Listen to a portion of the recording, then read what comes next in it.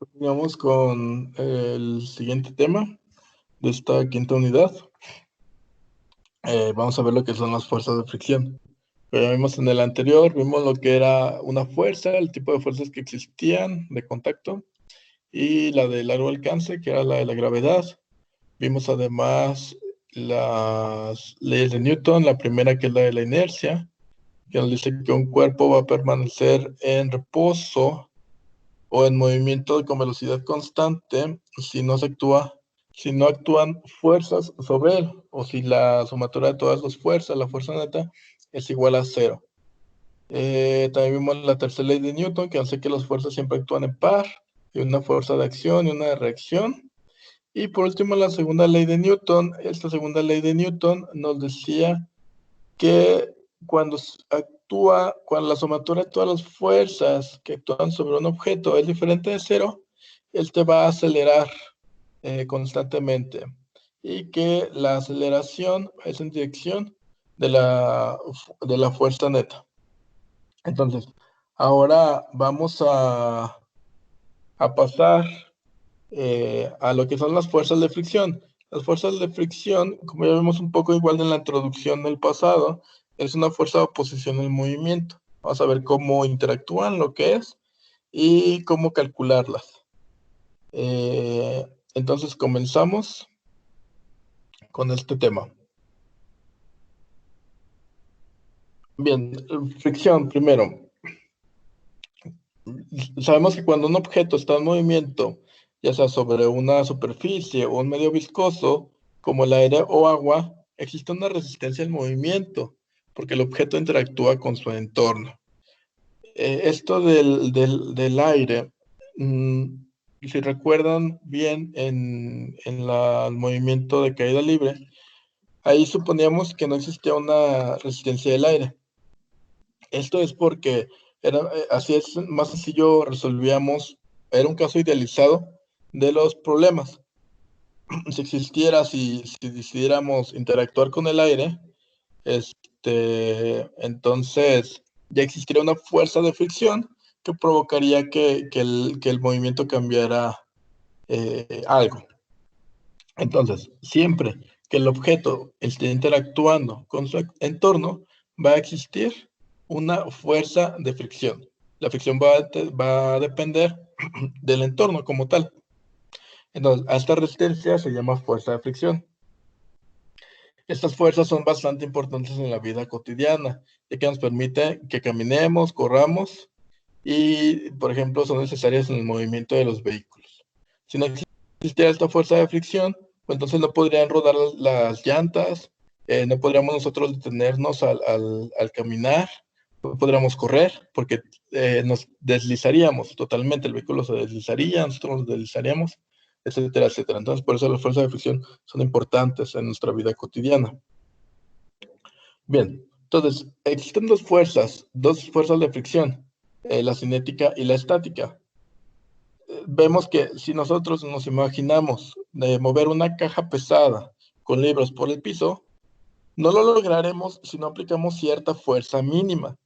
El movimiento inicial, cuando queremos mover este mueble o lo que ustedes quieran, si hacen el experimento o si recuerdan, siempre es más difícil empezar a mover que mover como tal.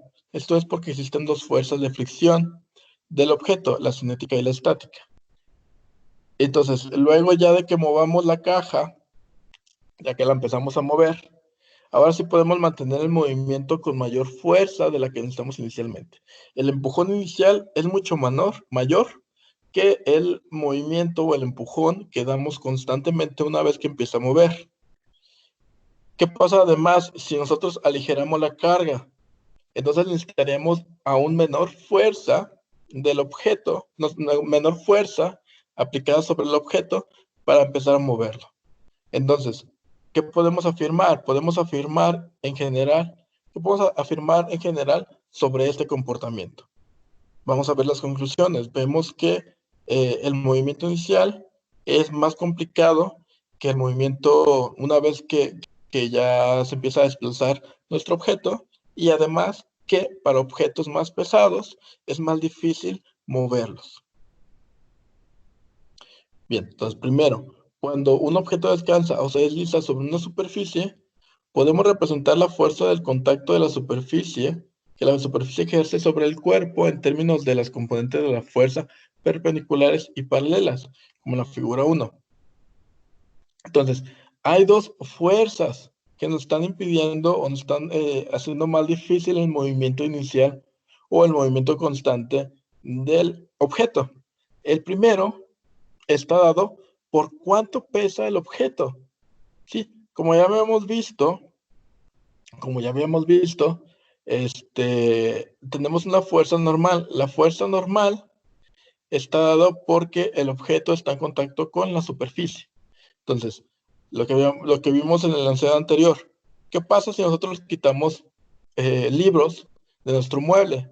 Pues quiere decir que el objeto pesa menos, y como pesa menos, hay una componente normal, una fuerza normal, de igual manera menor a la de que si dejamos todos los libros. ¿Y qué otra fuerza existe? La otra fuerza, la fuerza de fricción, que se opone al movimiento.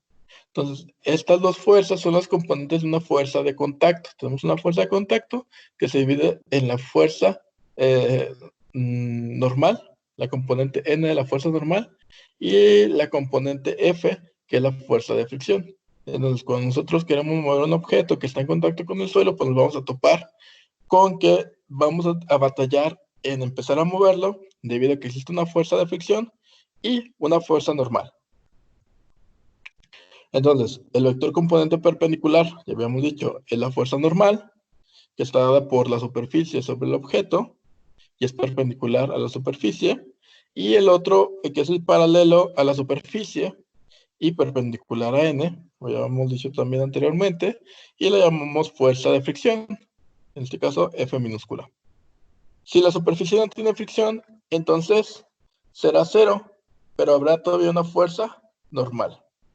¿Sí? Entonces, igual no vamos a batallar tanto para moverla, porque no existe una fricción, pero de todas maneras va a existir una fuerza normal, que está dada por el contacto del objeto sobre la superficie. Y también ya, algo que ya habíamos comentado en el otro video, es que la dirección de la fuerza de fricción siempre va a ser opuesta al movimiento relativo de las dos superficies. Esto es que si el objeto se mueve a la derecha respecto de la superficie, pues la fuerza de fricción va hacia la izquierda. Si el objeto se mueve hacia la izquierda, entonces la fuerza de fricción va a ser hacia la derecha. Siempre es opuesta hacia el movimiento. El primer tipo el tipo de fricción que actúa cuando el cuerpo se desliza sobre una superficie, la llamamos fuerza de fricción cinética. Cinética es de movimiento, tiene que ver con el movimiento. El subíndice K es por el nombre cinética en inglés, que es kinetic, y indica lo mismo, el movimiento. Esta magnitud aumenta al aumentar la fuerza normal. Sí, entonces, si el cuerpo es muy pesado, quiere decir que la fuerza de fricción va a ser grande. Por eso es que está relacionada la fuerza de fricción con la fuerza normal. En muchos casos, la magnitud de la fuerza de fricción cinética experimental es aproximadamente proporcional a la fuerza, a la magnitud n de la fuerza normal, lo que les digo. Entre más grande sea la fuerza normal, pues más grande va a ser la fuerza de fricción. En tales casos, en los casos en donde la fuerza normal es directamente proporcional a la fuerza de fricción, tenemos esta ecuación. Esta es nuestra primera ecuación, nuestra primera fórmula para la fuerza de fricción cinética. La fuerza de fricción cinética va a ser igual a la μk por n. Y μk se llama constante, es una constante que se llama coeficiente de fricción cinética. Este coeficiente depende de la superficie en la que estemos actuando. Este valor siempre se les va a dar los problemas. O hay una tabla donde ustedes pueden sacar un valor aproximado, según donde estén. Si están en madera, hay un coeficiente de fricción. Si es sobre tierra, hay otro coeficiente de fricción, etcétera, etcétera. Cuanto más resbalosa sea la superficie, menor será el coeficiente de fricción. Por ejemplo, el hielo. Si comparamos un terreno rocoso, un terreno de tierra, por ejemplo, con un no de hielo, pues vemos que es más fácil movernos en hielo, deslizarnos en hielo que deslizarnos en tierra. Quiere decir que el coeficiente de fricción en el hielo es mucho menor que el de la tierra. ¿Sí? Al ser un coeficiente de fricción, dos magnitudes de fuerza, el μk es un número puro sin unidades. Nunca vamos a tener unidades para el coeficiente de fricción. Bien, esta ecuación, la ecuación 1 que acabamos de ver, es una representación aproximada de un fenómeno complejo. Es algo complejo describir el fenómeno como tal de fricción, debido a que es a un nivel bastante pequeño, microscópico, que están interactuando las dos superficies. Entonces, dice, en el nivel microscópico, las fuerzas de fricción y la normal se deben a las fuerzas intermoleculares, fundamentalmente eléctricas, entre dos superficies ásperas en los puntos donde entra en contacto. Aquí está la figura donde nos muestra. Aquí tenemos aparentemente dos superficies horizontales y sin imperfecciones a ojo humano, pero si lo hacemos a nivel microscópico vemos que no, que realmente no es así y que este contacto va a provocar una fricción. Entonces, al deslizarse una caja sobre el piso, se forman y rompen enlaces entre ambas superficies y el número total de enlaces varía, por lo tanto la fuerza de fricción cinética no es perfectamente constante. Entonces, si se fijan, estas imperfecciones van a variar, lo que va a provocar que las interacciones o los enlaces formados también van a variar y pues la fuerza de fricción varía también. Por ejemplo, cuando rechina al momento de que nosotros movemos algo, quiere decir que nosotros a lo mejor en determinado punto ya estamos moviendo el objeto con una velocidad constante debido a que encontramos la fuerza necesaria para empezarlo a mover. Pero llega un punto en donde la superficie cambia y otra vez llegamos a no moverlo, se queda en reposo y tenemos que empujarlo más fuerte para que se empiece a mover de nuevo. Entonces, ese cambio en nuestra fuerza debido al cambio en la superficie provoca el rechinido del objeto. Todo esto es a nivel microscópico. Bien, ahora las fuerzas de fricción también pueden actuar cuando no hay movimiento relativo. Ya dijimos que cuando hay movimiento, cuando ya está en movimiento el objeto, tenemos la fuerza de fricción cinética. Pero, ¿qué pasa cuando no hemos movido el objeto, el movimiento inicial? ¿Qué es lo que pasa? Si tratamos de deslizar por el piso la caja de libros, tal vez no se mueva porque el piso ejerce una fuerza de fricción igual y opuesta sobre la caja. A esta se le llama fuerza de fricción estática. ¿Vale? La estática es aquella fuerza que necesitamos nosotros, perdón, la fuerza de fricción estática es aquella fuerza que se ejerce sobre el objeto que apenas va a moverse o que tratamos de mover. Otra vez, volvemos a lo mismo. La caja el mueble con los libros. Es diferente tratar de empezar a moverla que ya moverla constantemente una vez que está desplazándose. Entonces, cuando apenas tratamos de moverla, existe una fuerza de fricción estática. Cuando ya está en movimiento, existe una fuerza de fricción cinética. Entonces, aquí tenemos una figura que nos muestra esto. Aquí tenemos para el inciso A lo que es el objeto en reposo y tiene una cuerda amarrada en él. No se aplica ninguna fuerza, la caja está en reposo y pues como no hay ningún movimiento no existe una fuerza de fricción. ¿Sí? Sería en este punto, aquí tenemos el punto 0. Pero vamos a empezar a generar una tensión sobre el objeto, una tensión sobre el objeto, de tal forma que lo queremos mover hacia la derecha. Como lo queremos mover hacia la derecha, pues va a existir una fuerza de fricción estática porque el objeto aún no se mueve en dirección opuesta al movimiento relativo que queremos realizar hacia la derecha. Entonces, la fuerza de fricción estática es hacia la izquierda. fuerza aplicada débil, la caja permanece en reposo, pues la fricción estática es menor o igual, perdón, menor a la mu s por n. Entonces empezamos a aumentar la fuerza de fricción estática. La fuerza de fricción estática aumenta conforme nosotros aumentamos nuestra tensión, nuestra fuerza de movimiento. Sí, ¿por qué pasa esto? Porque la superficie no está permitiendo que el objeto se mueva. Entonces nosotros empezamos a empujar con una fuerza y para permanecer en reposo, ¿qué se necesita? Que es la misma fuerza que nosotros aplicamos sea aplicada pero en sentido contrario. Entonces aplicamos una fuerza pequeña y la superficie aplica la misma cantidad de fuerza pero en dirección opuesta. Empezamos a aumentar nuestra fuerza de tensión. De igual manera, al ir aumentando esta fuerza de tensión, la fuerza de fricción estática también va a aumentar de forma tal que exista equilibrio, siga existiendo equilibrio.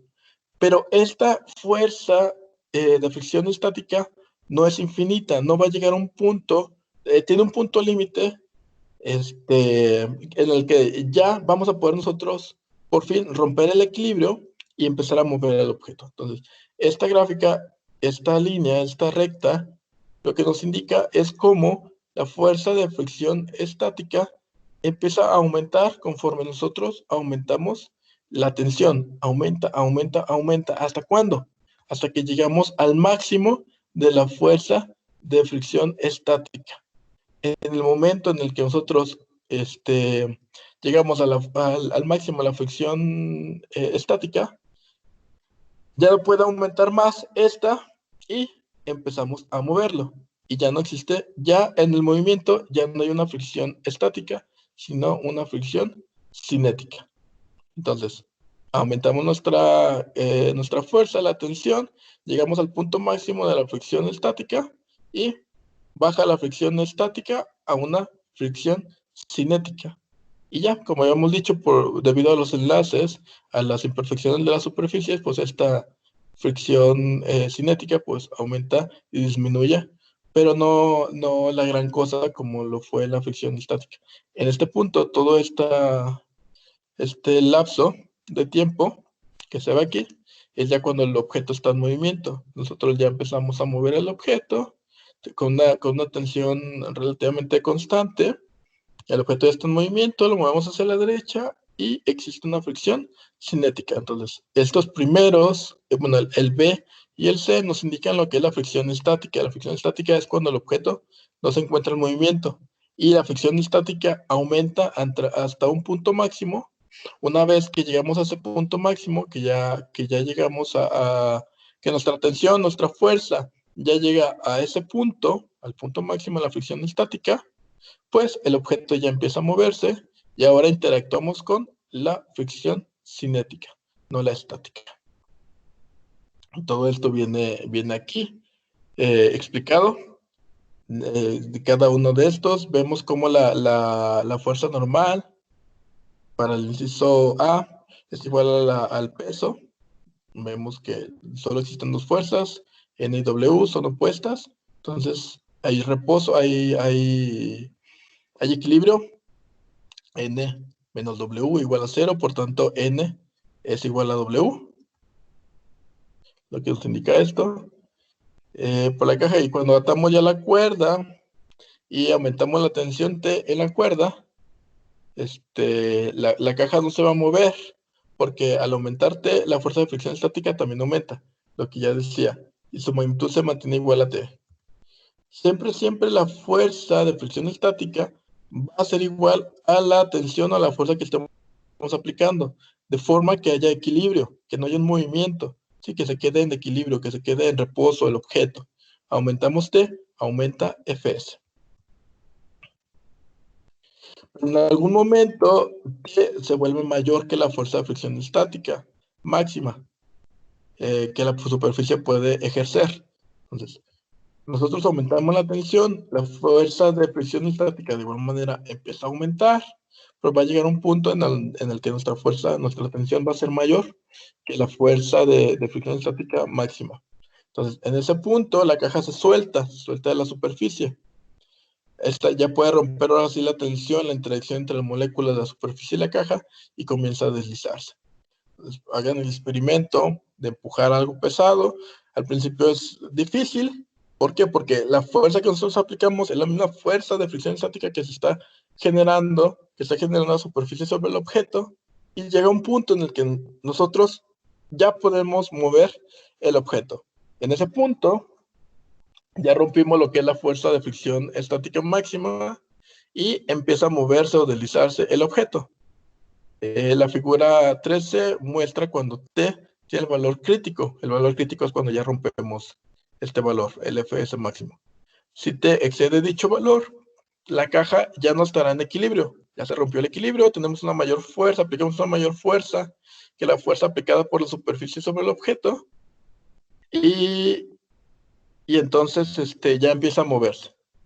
Aquí dice que para un par de superficies dado, el valor máximo de Fc depende de la fuerza normal. Entonces, de igual manera que la fuerza cinética, la fuerza estática también depende de la superficie. Otra vez, pues vamos a pensar, es más fácil empezar a mover un objeto en el hielo que un objeto en su casa, por ejemplo, o en un piso de madera, un piso rocoso, lo que quieran. Entonces, los experimentos nos indican o han revelado que en la mayoría de los casos, este valor máximo, llamado Fc máximo, fuerza de fricción estática máxima, es aproximadamente proporcional a n. Entonces, llamamos el coeficiente de fricción estática al factor de proporcionalidad μs. En el de estático es S, y en el cinético que ya habíamos visto es K. Para esta situación específica, la fuerza de fricción estática real puede tener cualquier magnitud entre 0, cuando no hay otra fuerza paralela a la superficie, y un valor máximo dado por μSn. En símbolos sería este. Entonces, la fuerza de fricción estática siempre va a ser menor o igual al coeficiente de fricción estática dado por la superficie y la fuerza normal. Siempre menor o igual. Va a ser igual. ¿En qué punto? Pues bueno, ya dijimos, ¿no? La igualdad solo se cumple cuando la fuerza aplicada a T alcanza el valor crítico en el que el movimiento está a punto de iniciar. Entonces, solo va a ser igual cuando lleguemos al punto máximo. Punto máximo es aquel justo antes en el que el objeto se empieza a mover. Entonces, apenas iniciado el deslizamiento de la caja, como ya hemos visto en la figura D, aquí, ¿qué es lo que pasa? La fuerza de fricción suele disminuir. Es más fácil, ya habíamos dicho varias veces, es más fácil mantener la caja en movimiento que ponerla en movimiento. Esto quiere decir que el coeficiente de fricción cinética siempre suele ser menor que el de la estática. Por eso es más sencillo es más sencillo mantener en movimiento que empezar a mover. Sí, entonces, las ecuaciones que necesitamos para la fuerza de fricción, ya sea esta para la cinética, tomando en cuenta que es una desigualdad, ya que solo es igualdad en el momento en que lleguemos al punto máximo. Y la de la cinética, de igual forma, que aunque cambie, no cambia tanto como la estática. Por eso aquí sí lo podemos llamar como una igualdad. Aquí es casi siempre constante la fuerza de fricción cinética. A diferencia de la estática, que cambia conforme va cambiando la tensión que le estamos aplicando. Y ya por último, ya hablamos mucho de lo que es la primera condición de equilibrio, pero pues vamos a verla un poquito más para que quede bien definida. Entonces, el primer equilibrio, la primera condición de equilibrio nos habla del equilibrio de traslación. Si recordamos lo que es la traslación es el movimiento de todo el objeto, cambiar de lugar todo un objeto. Pensamos en el movimiento de traslación de la Tierra. Es como la Tierra gira alrededor del Sol, porque toda la Tierra está moviéndose, cambiándose de dirección. Entonces, la primera condición de equilibrio trata del equilibrio de traslación, y nos dice que cuando la fuerza resultante, todas las fuerzas que actúan sobre un cuerpo, es nula, esto es igual a 0. y a esto se le conoce como primera condición de equilibrio. Entonces, la primera condición de equilibrio es la condición de traslación y nos indica que la sumatoria de todas las fuerzas es igual a cero. Ya dijimos que la fuerza lo que provoca es un movimiento, un cambio de la aceleración, por lo tanto es un movimiento traslacional. Y entonces la primera condición de equilibrio no es más que decir que la suma de todas las fuerzas que actúan sobre un cuerpo es igual a cero. Si es igual a cero, pues quiere decir que no hay un movimiento de traslación. Y sería todo. Entonces, les encargo mucho, vean los demás videos, vean los ejemplos que les subí, hagan su tarea y recuerden que el sábado es el examen. Que estén bien. Hasta luego.